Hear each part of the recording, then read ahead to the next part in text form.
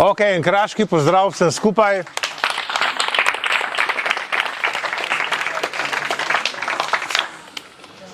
Jaz ne bom govoril pesimistično, želim malo odprt polje poti naprej, da bi to skupaj dognali, pa imamo malo sprehod skozi čas nazaj in ne več kot do te krize 2008 finančne, ki ni bila nikoli rešena, ampak je bila samo pokrita s tem, da so nam iz žepov spulili vse v Sloveniji 5 do 6 milijard denarja iz žepov ljudstva, sanirali bančne, vedno prazne riti in s tem bilo navidezno nekaj rešenega, ampak gledajte, mi se moramo nekaj zavedati, da je tisto, kar je fatalni križi tega sveta našega, je kapitalizem tak, kot so ga dizajnirali tisti, ki ga zdaj hočejo na ta račun, kot se grejo reševati.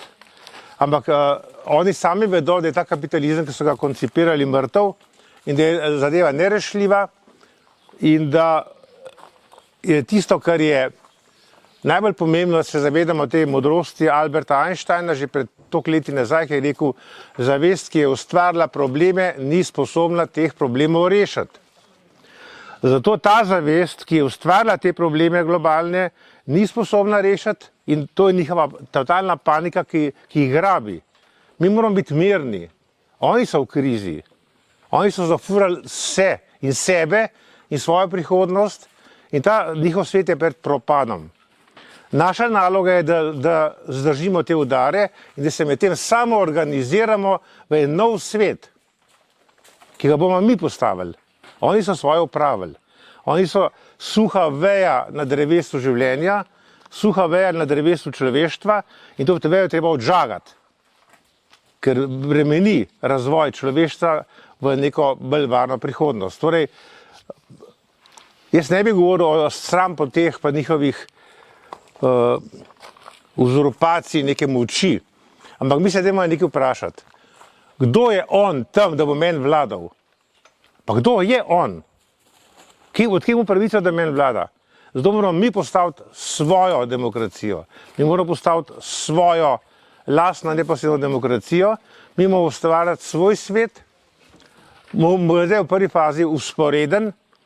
Bo pol na koncu vral en odlomek ene čudovite islandske aktivistke, ki sem bil celo na enem predavanju tisti cajt nazaj in sem pol tudi ta njen intervju spravil, ker je eno fenomenalno odgovor dala, to ne bo za na konc tega mojega govoranca tlele.